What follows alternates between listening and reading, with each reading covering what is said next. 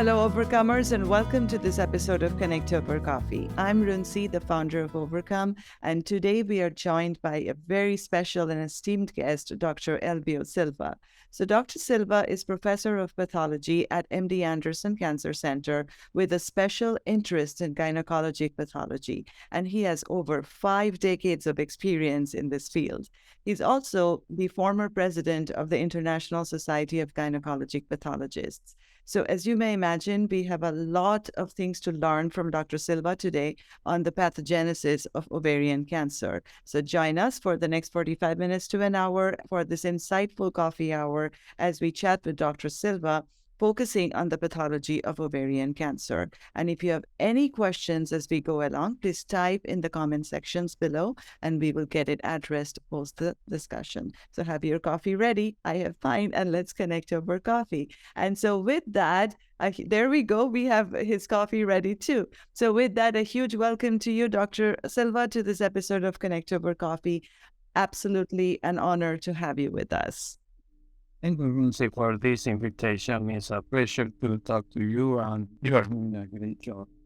Thank you. So, Dr. Silva, we know that a definitive diagnosis of cancer cannot be made until tissue samples are analyzed by pathologists, right? So, from a pathology standpoint, how is ovarian cancer diagnosed?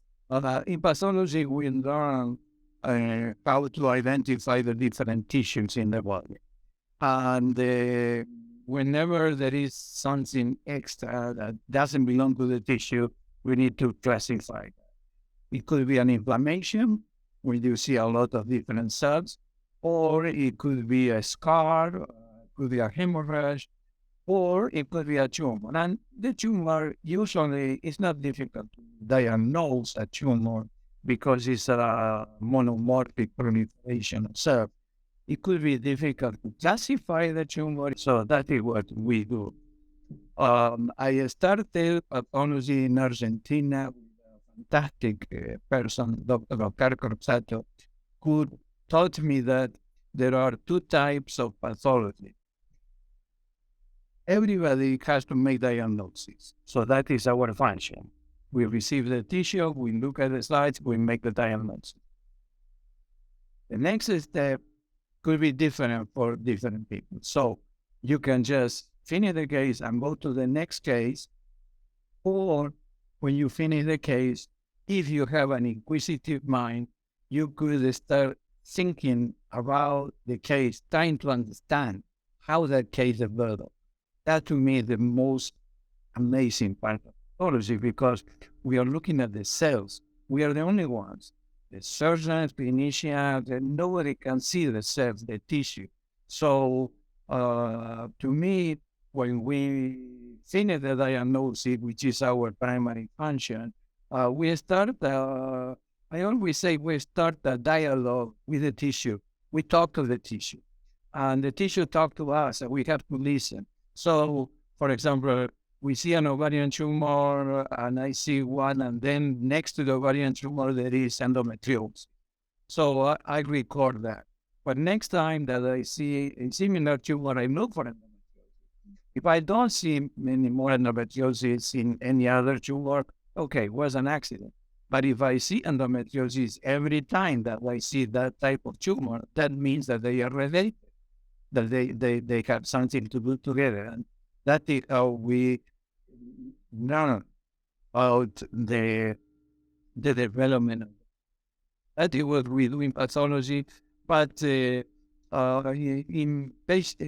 pathology, working in private practice, where there is a high volume of cases, they don't have the time to spend. Sometimes I spend 1 hour in one case, and you cannot do that. Pathology normally we see 10, 20, 30, 40 cases a day, and spend 1 hour in one case. It's a disaster. So now that I am semi-retired, I spend a lot more time on the cases, and I learn a lot with that. When I came to MD Anderson, I wanted to stay at Anderson because I did a residency in Argentina and another one in Canada, University of Toronto. And I realized that I love tumor pathology, And I applied to Memorial Hospital, MD Anderson, Mayo Clinic, Stanford, and that's it. And I was admitted at MD Anderson, and I came, and fortunately, they offered me a job to stay. I wanted to do electron microscopy because that was like molecular is today. They offered a job to me, and they said, well, we have a job, but it's to do gynecology. And I didn't like that idea because, I thought the gynecology was endometrial and cervix and was going to be boring. But it became a fantastic thing because when I started as a staff, the chairman of GYN Oncology called me to his office and he said, look, at that time, we didn't have specialized pathologists. Everybody was doing everything. Dr. Radlitz said, listen, we are going to give you all the support that you want, but I want you to concentrate just in GYM, and we have one big problem. We don't have cases of borderline tumors in the ovarian in this institution, and that is not good. And the problem was that the pathology that was before in charge of the GYM called all the tumors cancer, and there were no borderline. So how I'm going to find the borderline cases among all the tumors? And the only possibility was to review all the cases. And I reviewed more than 900 cases of ovarian epithelial tumor. It took me 2 or 3 years because I like to review the cases, but I also like to review not only the pathology, but the clinical part. That is when you learn a lot to see what happened to the patient, what were the associations. And I learned a few things that I still use today, and I think that they are crucial to understand ovarian cancer. First of all, most ovarian epithelial tumors are the serous type. But I realize that serous tumors are a family, and you cannot study the malignant cases by themselves. We study the high grade with the low grade because they are combined. And it is a lot easier to figure out how a low grade lesion starts than a high grade. There is a similarity. There are many issues that are similar in ovarian cancer, endometrial cancer, and breast cancer. And, one of the things is that the three of them are related to hormones, which to me is extremely important. And how I realized that the tumor that I was looking had anything to do with hormones. Well, there were differences if the patient was pregnant or not. There were differences if the patient was receiving hormones or not. And that to me is very important, and I am still using that. But I wasn't sure that I was not 100% sure that was related to hormones. I said, I need to do something else. I need to prove it. And I decided to do animal studies. Said I need to create an animal model. And I'm talking the 90s, around the 90s. And I needed to decide what animal. It had to be a small animal that I can work, and it cannot be very expensive. For example, in the animals, the best animal model for ovarian cancer are the chickens. The chickens, after they stop laying eggs, if you maintain a chicken under certain conditions, 50% of the chicken develop ovarian cancer. So it's a very good animal to study ovarian cancer. And in the US, there is a couple, husband and wife, Dr. Haynes. Talk to them many times because I always ask the same question. Are you sure that the tumor, you don't see a tumor in the fallopian tube? They said, no, it's in ovary. So I started working with the guinea pig. And then I started injecting hormones to the guinea pig. And in around 6 months to 8 months, I was able to develop a ovarian tumor in the guinea pig. So to me, that was enough proof that the hormones are related. But I learned something else very, very important with the guinea pig. In order to see if they had tumors, I needed to sacrifice the guinea pigs every month, a group of them. I found out that most of the tumors similarly to what happened in humans. So the tumors are inside the ovary, not outside the ovary, inside the ovary. But inside the ovary, there are no glands. We don't have glands to be the origin of the tumor. So how can you have that? And I realized that sometimes inside the ovary, some cells just pop up. That's start developing there.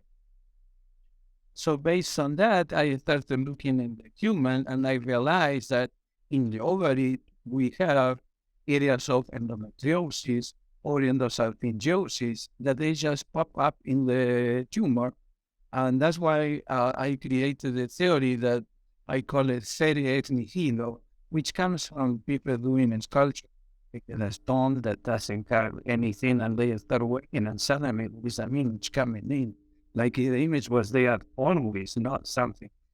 And I said that many ovarian tumors develop in that way because of the influence of hormones inside the ovaries. Some cells start proliferating. Now, if you think that when I came with this theory, smoking something weird because it sounds weird to say that cells are coming from nowhere. Just need to remember, I read a lot about embryology, how our body develops, because there is a relationship with the tumor.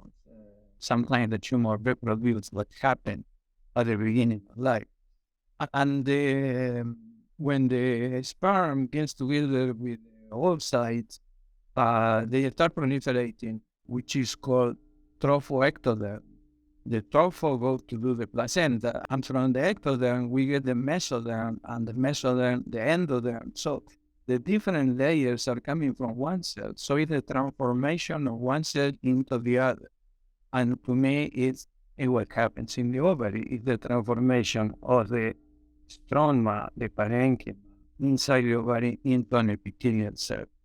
And so this thing that I am saying has been based on many years of study. And every time that I look at a case today with a microscope, I sign out the case. I try to see if the theory works or if it doesn't work. For example, low-grade set of tumors, all the borderline and the low-grade set of carcinoma, they are all associated with endosalpingosis, all of them. And endosalpingosis is seen in a small percentage of high grade, but the high grade that are associated with benign simple cyst. Like how the tumor developed in the mind, just reviewing these cases. And I can take pictures, and I put a lot of pictures in Twitter and in my website too, is showing that, because really you have to have images to prove what you are saying. That is my question with the fallopian tube. They cannot take a picture of how they're sending the fallopian tube onto the ovary, because see that is impossible.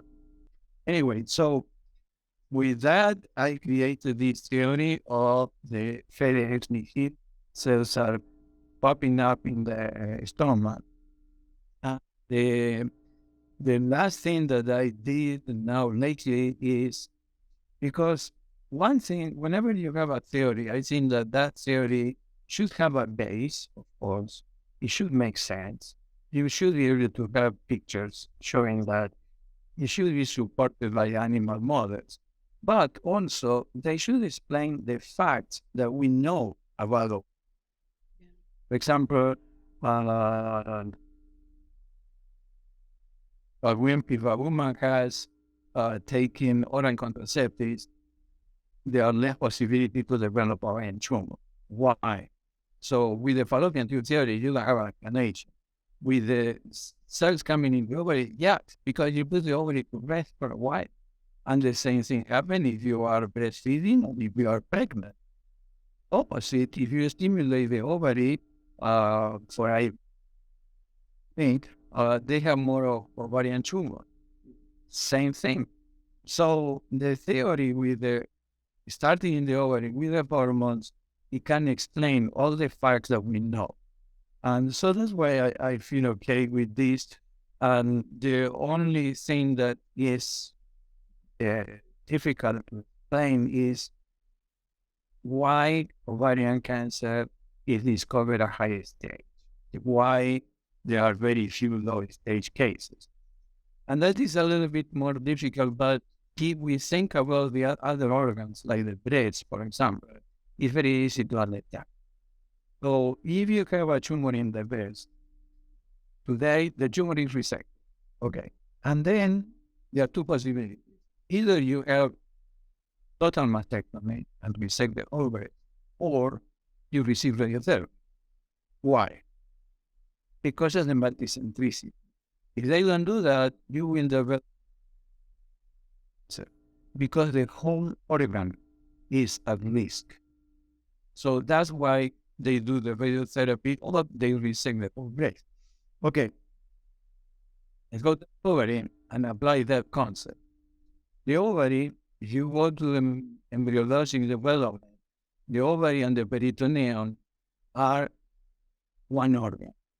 They are one organ. Then with the development, they separate. But the ovary and the peritoneum, they are coming from the same group of cells. And I consider the ovary, the peritoneum, I mean, everybody knows that it's called secondary Mullerian system. The primary Mullerian system is the fallopian tube and the uterus. Secondary Mullerian system is the ovary and the peritoneum. Just think of that as a one organ. Okay?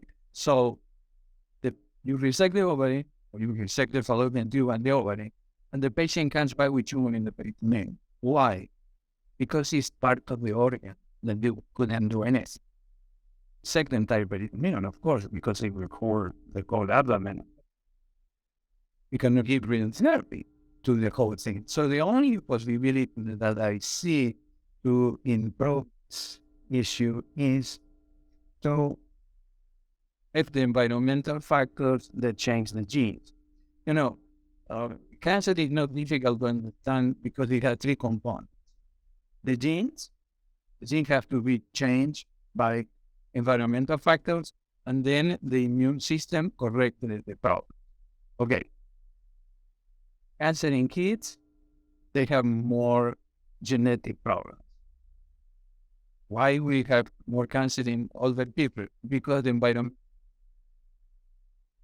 And normally we have mutations every year, according to our. To me, the environmental factor for the ovary are the hormones.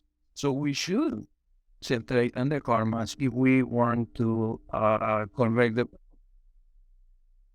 So you cannot correct the problem if you don't understand it. So what the approach that we are having today with ovarian cancer is okay. Thing that we can offer to a patient that has ovarian cancer, but that's not a solution. To tell the patient, okay, let's wait until you have the tumor. When you have the tumor, come here.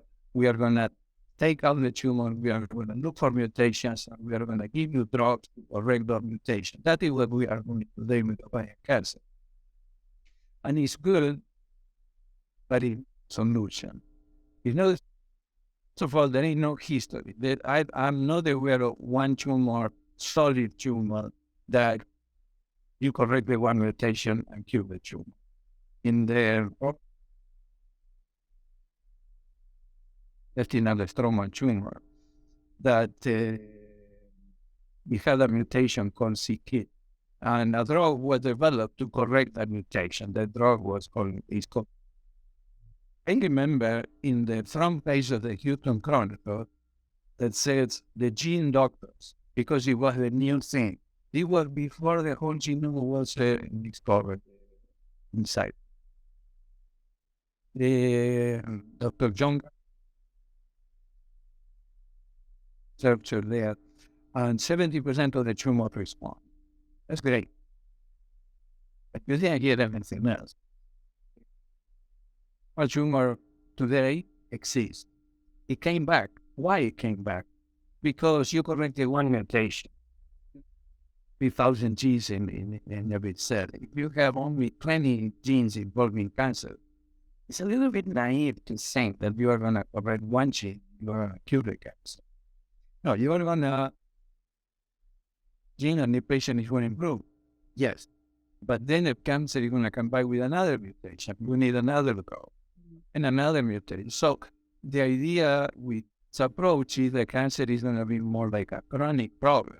But if you're going to cure that. Size with this approach, response to the drugs is, if you're lucky, say 40%, and the cost is over $50,000 each month. So I started with the problem of the fallopian tube in the year 2000. There have been a lot of money invested on this, a lot of money. I always say it's very easy to fool people, but it's really difficult to convince them that they have been deceived. Very difficult. They don't want to be wrong twice. So I don't know. That's what I think of. So, Dr. Silva, you have given us a lot of great information. I just wanted to filter it for our people who are listening. So, basically, you talked about, the origins of ovarian cancer. You talked about how fallopian tubes has been in limelight for the past, probably decade as the origin, but what you think differently in terms of the ovarian cancers and how they develop. And so one very interesting observation that you made is, unless we treat the ovarian cancer as a whole, and which is, like you said, we know intuitively that it will keep coming back because it is the same group of cells. Because if you treat the ovary, but then the omentum will present with ovarian cancer. So basically you're just putting out the fire, but then it keeps coming back. So, and you also talked about early intervention and diagnosis, for which we are most interested in, because as you said, majority of ovarian cancers up until now are still diagnosed at advanced stages, right? And so where we are just treating the symptoms, we are really not uprooting the ovarian cancer from, so in terms of early detection, in terms of screening for ovarian cancer, we still have nothing. I mean, after all these years, it is still the gold standard CA-125 test, which has its own, limitations. Not such a great tool as a screening mechanism. So from a pathology standpoint, and with so many years of experience and practice, how do you see this changing? How do you see a better mechanism for us to be able to actually detect something abnormal before it even goes to stage 1? And isn't there still like a, annual exon like breast and cervical, ovarian still doesn't have? So I would love to know your thoughts on that as well. Okay. Yeah. Why the cancer develops? The cancer develops because there is a change in the genes. Now, why there is a change in the genes? Because the hormones are origin of that change. Therefore, if we study the hormones, we are going to be able to find the person, the women that are at risk. The only thing that we have today is CA-125, ultrasound, and blood. Improve a lot. Women are consulting a lot more today for symptoms that before were very vague. Yeah. So, there is a lot of education. What you are doing is fantastic. So this education is fantastic. But I am sure that the hormones are abnormal before the cancer. Mm-hmm. So if we can identify the hormones, we can hopefully prevent the cancer or reduce the cancer or diminish the cancer or something. Remember one thing. Today, after a patient with breast cancer had the resection and the radiotherapy, what do? They give the person anti-hormone for 5 years. Why? Why do you give anti-hormone? Because they are growing the hormone. So why don't you study the hormone before? Everybody thinks that we have 2 or 3 hormones, estrogen, progesterone, testosterone. There are 6 or 7 different types of estrogen. There are 10 different types of androgen. So it's a complex thing. I have been studying for a long time. And before the pandemic, we did discovery cells, which was very good. But we couldn't publish it, but you have to have the validation set. And then the pandemic came, and then I was doing all the studies in Spain because I found some streets interested in this, and that they were not expensive because it's a problem with land. But now sending things to outside the country, so many regulations, we have to do that thing here as soon as I can get that much economy to do that thing here. You know, if you to understand the problem with ovarian cancer, in the GYN area, we have the two examples of how things should be done. And the other example is what we are doing in ovarian cancer, that the current thing. How the things should be done is the cancer of the cervix. So what happened with the cancer of the cervix? Well, in the 70s, I think, a psychologist in New York, Dr. Leo Cos, realized that the cells that were going to be cancer in the cervix, they have something unusual in the nucleus. They were hollow, they were like spaces, and he called those things colinocytosis. Then other researchers realized that that thing in the nuclei, those is where viruses. And then a group in Australia said, oh, these viruses are a human papilloma virus. And then in Germany, Syracuse developed the vaccine. And today, the girls that are vaccinated have 80% less cervical cancer. So that is the way that you do it. But how did they do it? First, we understood that the disease. Imagine that it would have been like what we are doing today with a fallopian tube. If the surgeon would have said, oh, cancer of cervix, we cut the cervix and that's it. And as soon as you don't want to have any more kids, we cut the cervix. Then those patients would have HPV, papillomavirus in the vagina and in the vulva. Right? Because it's a viral problem.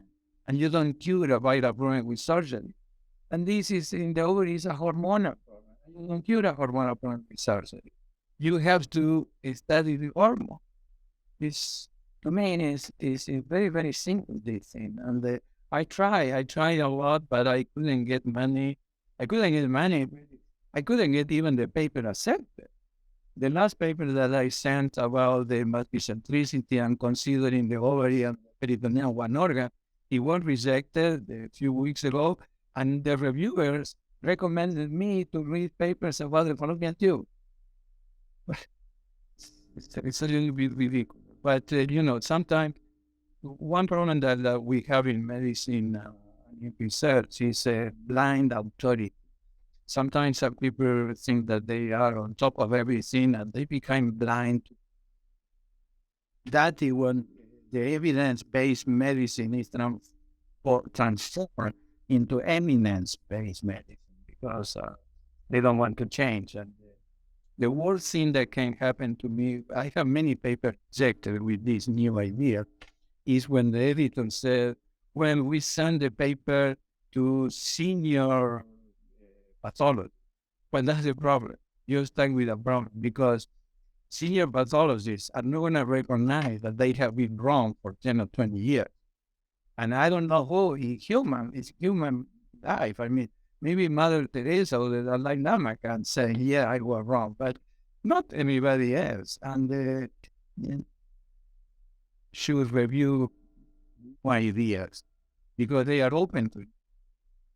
All their people, senior, I mean, they are used to their ideas and it's very difficult. I know because it happened to me. There is a tumor, it's called mesonephric light, that it was discovered years ago, and I needed to accept that I missed that diagnosis for a long, long time. And it took me a long time.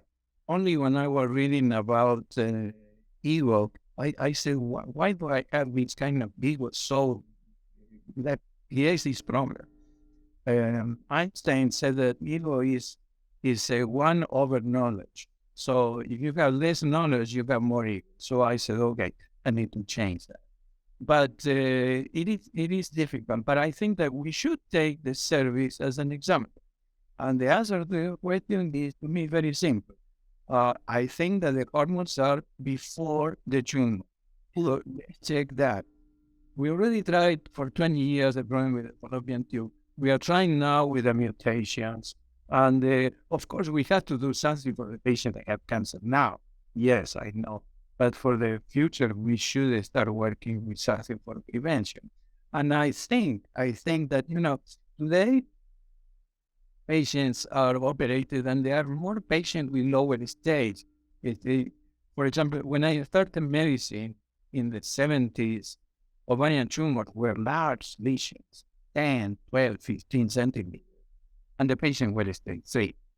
Today, the cases are 5 centimeters, 4 centimeters. They're very small, but they are still stage 3. It's not a problem, the primary metastasis. It's a problem of the whole organ same time. That is, and some if you do surgery, you take everything. There sometimes there is no residual tumor. You give chemotherapy. In 4 or 5, the tumor comes back. Why? Because we didn't convert the powder. Yeah. The hormones are still stimulated in the peritoneum, and I in the paper that it was rejected, I said the most common parts of the involvement of the peritoneum are, number one is omentum. And you know what? Omentum is the number one for endosalpingosis. Number 2 is the serosal, the fallopian tube, and the uterus. And that is the number 1 for endometriosis. Number 3 is the rectal sigmoid area. That is the number 1 for endometriosis in the whole GI tract. I mean, it's very, very obvious. But the worst blind person is the one that doesn't want to see. So, wait. So, Dr. Silva, I know that we are talking about this, and so, I'll go into the recent, there are some press releases on prevention of ovarian cancer, where they are even like recommending to some extent to general population to get their fallopian tubes removed when they're at a surgery table or something like that, to be able to reduce their risk of ovarian cancer going forward. And it's not even just the women who have the BRCA mutations, but they are extending it to somewhat to the general population, somewhat to women at risk, etc. So from what I'm hearing from you is, and we understand that there are differing opinions, and that's fine, but just from your perspective, you feel that that is probably not the optimal solution to reduce the risk of ovarian cancer. It is more of the hormonal balance prior to diagnosis that could get us there. Is that a correct understanding? Look, today, because this resection of the fallopian, I don't know why they resect the ovary too. Because in the brain, the fallopian tube, why do you resect the ovary? The ovary is going to bring power. And there are thousands of women that underwent that operation. And I have here one of the reviews of 3,000 women who had the resection, risk reduction of salpingo-oophorectomy. 115 had a stick, the lesion in the fallopian tube. After 5 years of follow-up, 10% developed tumor. After 10 years of follow-up, 30%. And if you didn't have any stick, 1% developed tumor in the peritoneum. So obviously now we are seeing the result. And I don't know if you have seen today, I read today, I don't know if I can show you. I can send you to you later. Yes, I saw. I've actually seen this. Yes, exactly. Yeah, this came out yesterday or the day before, right? This article, I think. Yeah. Problems with the cardiovascular because you resect Yes. both. So you have to resect only the fallopian tube, which is okay. But I can tell you, if resecting the ovary and the fallopian tube, you still see this recurrent rate. Obviously, is not a solution. It's not a solution. It's and I am saying this about the one organ, because when I see a high grade ovarian cancer, yesterday I was looking at a case here with a fellow, and I was showing in 3 areas of the peritoneum, the tumor was next to areas of endosalpingiosis, 3 different areas. So obviously, the same thing happens in the peritoneum. And when you resect the ovary and the hormones cannot act in the ovary anymore, they go to the peritoneum, and that's why they recur. So we have to understand the lesion if we want to have some real effective. So we did not understand the lesion. And forget about the ovary versus fallopian tube. So it doesn't matter. Let's say that is in primary fallopian tube. How it start? We are asking the wrong question, it's not where. It's how.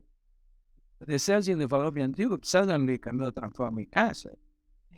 For a reason, it might be a very important reason, not every BRCA patient develops cancer. Correct. Why? Because it's not the only factor. They have a factor. So, and I think that the hormones are very important. Of course, the immune system could be another one. So maybe more. I keep talking about the hormone. Maybe there are more, but I think it's time to try something. So, Dr. Silva, you're talking about hormones. I want to stay here for a second because if this is, if this is important to the health of so many women, I mean, my question is that, let's say a woman is done with her childbearing age and, ready for some prevention. So what kind of hormonal treatment could that person even look into? And we understand that this has to be a conversation with their physicians, etc. But from your opinion, from your perspective, what kind of hormonal treatment and or surveillance are we looking for, which could potentially act as a prevention tool for ovarian cancer? We see this? Yes. Okay. There are 78 hormones in this active food cycle. Okay? So the first thing that we need to do is this should be a personalized thing. Yeah. Which one are the ones that are normal? And most probably we are not going to find, and that is what we have found so far, one hormone that is the problem. It's a combination of hormones and it's the lack of balance between the hormones. Right. So that will be the first step to know which one are on that huge steroid cycle. And you know what? It can be done today. You can, with mass spectrometry, we have done this in 2 hours. You have the result of the abnormal hormones in a person. So that would be the first step. The second step is going to be where are the hormones coming? Obviously, if you resect the ovary, they are coming from somewhere else. The adrenal glands produce also estrogens.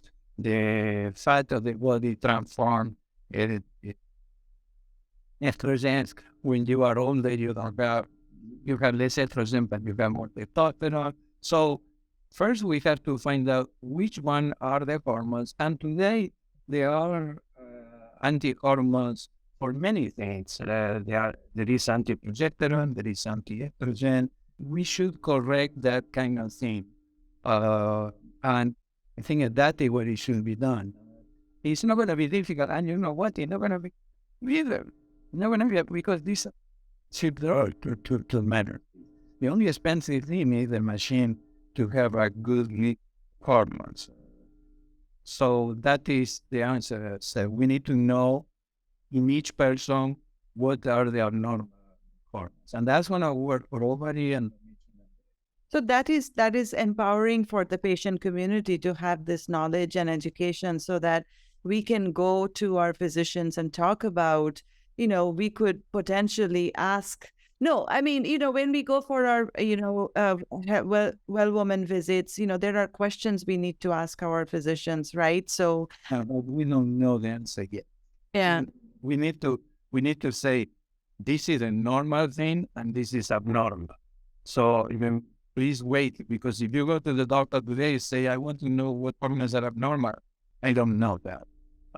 So we did some studies and we couldn't do any more studies. It's not very expensive, but it can be done. The only problem is that the support of the community. And if 90% are thinking that the problem is the fallopian tube, and I submit a paper to a journal and they send me to read things about the fallopian tube. Well, obviously, it's gonna take time. So one of the things, as we are talking about the patient community, Dr. Silva, we know that in this whole process, from diagnosis to treatment to survivorship of ovarian cancer, we very often or very rarely actually get to meet with our pathologists, right? We never do.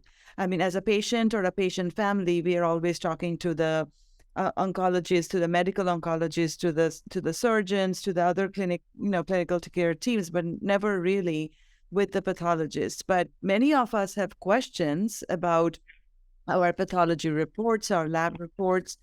How do you anticipate that we can break this barrier? What are some of your thoughts so that we can communicate with our pathology team in a more efficient way and ask the questions, and also, what guidance would you give to our overcomers and survivors to ask the right questions of their pathology team? And that was one question. And the second part of this is, we have also heard about the second opinions, right? That, when you don't get all the answers, seek a second opinion. So it is often recommended that we do secondary reviews of the tests and the biopsy results, etc. So please share your guidance on these two things.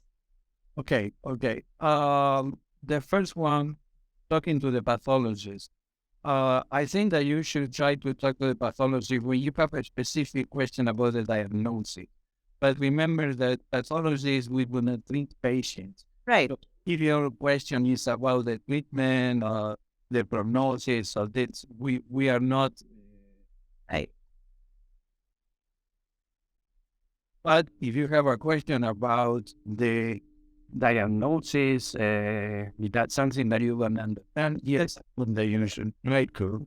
I think we need to need. There is, I also have the problem when I go to the doctor and I want to talking to the nurse or the PA, but never to the doctor. And there is a person that is helping me in this quest for the hormones in Ovarian. Says it's Cristina Garbuno. It's a lady from that, and she's trying to create something about this problem that would do sufficient. Second part of the question was Oh, I was just asking that about, the recommendation to get secondary test reviews and biopsies. Yeah. well, I would say that probably 50, 60, maybe 70% of the cases are very easy diagnosed, and you really don't have problems. But we pathologists sometimes have mistakes. Or the other problem is that I am so lucky that I am working in a very specialized center, and of all the parts of the body, I do only one succeed, and that's it. But you have a biopsy in a small town, and the pathologist who is reading a skin biopsy and brain biopsy, and is not going to have the same knowledge, obviously. So you need to have another. I think it's very important to have a second opinion when something doesn't make sense between the report and what you've seen or the clinic. In that you need to have a second opinion when the case is very rare because there's enough experience. So in those cases, you have a second opinion. But in general, I don't know, cancer of the endometrium, cancer of ovary, regular cancer.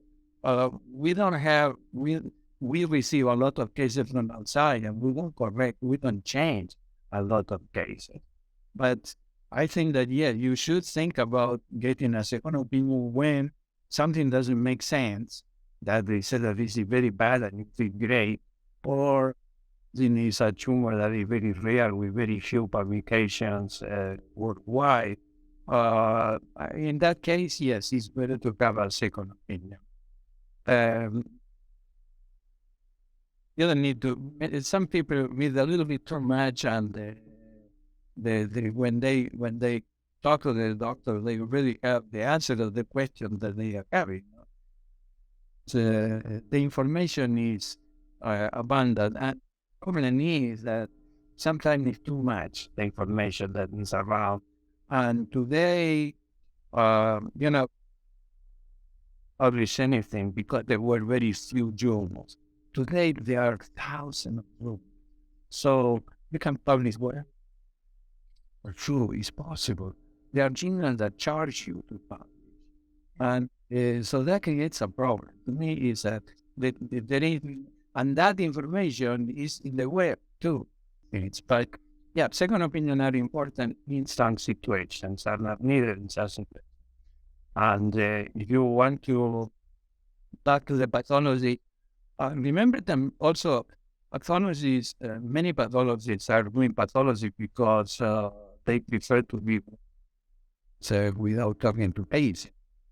Other pathologists sometimes are very receptive. Most of them are very receptive and talking. Some of them are saying, but I don't have any problem talking to anyone who needs information. But don't ask.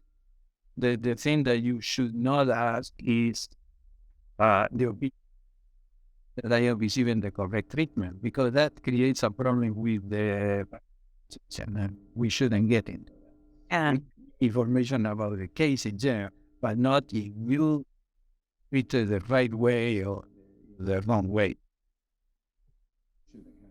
Right, absolutely. That makes sense because that is not, again, you said that's beyond your scope.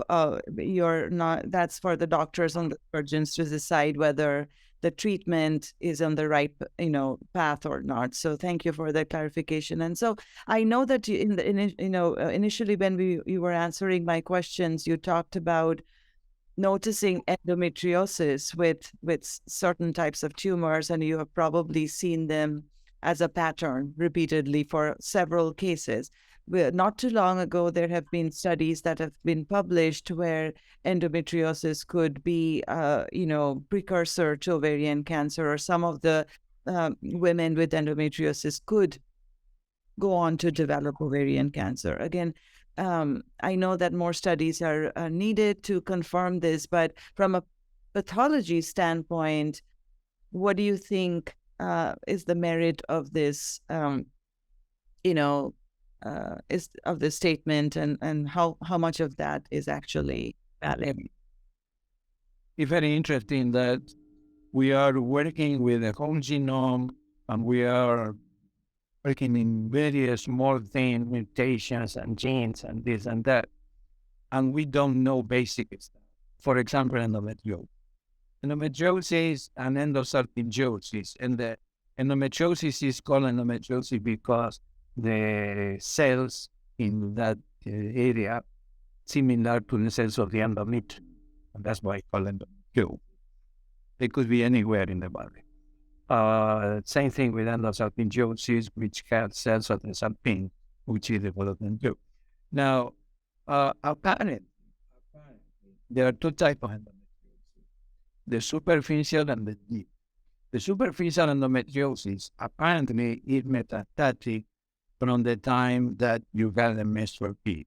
So when you had a menstrual period, so endometrial tissue goes to vagina with the bleeding, but some fragments go through the fallopian tube and can colonize in different areas. Usually that is a superficial endometriosis. Then there is the deep endometriosis. The deep endometriosis is probably unrelated to the superficial because it's in the middle of the tissue. It cannot think that endometriosis is the same thing that I was talking about the ferritin healer, which is metaplastic transformation. It's a mesenchymal epithelial transformation. That endometriosis is the one that is more associated with tumor. This usually is not. That is what we see. And but the main thing would be, for example, why do we have deep endometriosis?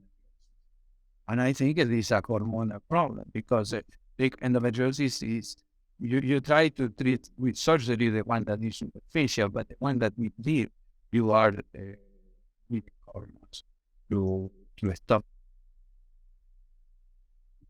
So yes, it is true.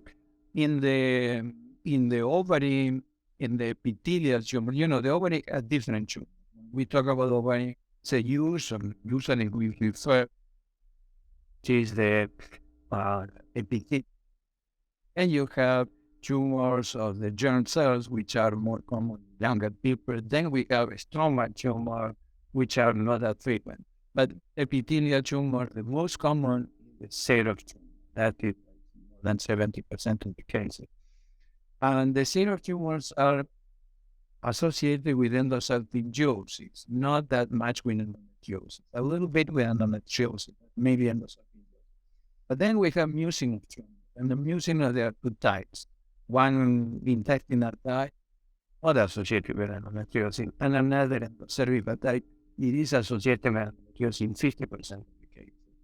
But the tumor that is more associated with endometriosis is called endometrioid carcinoma of the ovary, frequently associated with endometriosis. And that tumor is frequently associated with endometrial carcinoma in the uterus. That's why I said we need to see this as a three-organ problem, the three organs that are controlled by. That's why today there are patients with breast and ovary, or breast and endometrium and ovary. Yes, there are cases with endometriosis, very common, and it's a huge problem that you treat the tumor. Since we don't know what to do with endometriosis, the patient will still have those areas and they can recur some endometriosis. Yeah, that makes sense. Thank you so much for that answer. So, Dr. Silva, I've asked you a lot of questions and you've given us a lot of insights. What have I missed that you would like to share with us today? I think that you are very well informed, and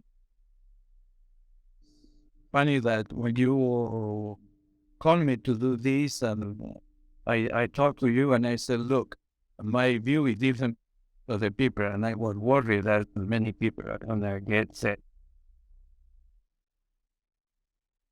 So that these things are welcome. I don't think that you miss anything. I think that women should start pushing for additional things. And I think that one thing that to me it doesn't make any sense. Research studies should be short, and the people should be accountable for what they are doing. It's not possible to have a grant for 10 years and without getting a result. If you check the amount of money that everybody has invested, investors, government, millions of dollars that have been in this thing, change. Why? Because there is not a very clear plan. See, we need something like what happened in the survey. Let's do this. And I always say, if I have the funds to do the things of the apartment, I just need 2 or 3 years. And the main thing is going to be the approval of all the paperwork, because really the test is nothing. And if in 2 or 3 years I cannot give you an answer, I give you everything back because I failed. People should be accountable for something, give a specific time. You couldn't do it. Okay, fine. We understand. Let's go to some other idea. But we managed to the issue the product and do for 20 years. I think that makes sense. Thank you, Dr. Silva. So just in closing, what message of overcoming would you like to share with all our survivors and overcomers that are listening to your great insights today? Well, I think that things that are offering to patients with all the treatment of the mutations and the great surgical approach is very, very good. When I started in the 70s, the survival of ovarian cancer was 3-4 years. 5 years was unusual. Today, 10 years is common. So it's a great time. It's going to improve a lot. And as soon as new things develop, I am sure that very soon we are not only going to be treating chest, we are going to be preventing them. Thank you so very much, Dr. Silva, for your hopeful message. And this was a great discussion. We learned so much from you today. The new insights into the pathogenesis of ovarian cancer. So we really appreciate your time and your knowledge that you freely shared with us today. And overcomers, hope this was beneficial for you. As I always say, we always learn so much from the guests that we bring to our Connect Over Coffee episodes. So hope this was insightful learning for all of you. We will be back with our next episode of Connect Over Coffee very soon. Until then, you keep overcoming. Thank you and bye.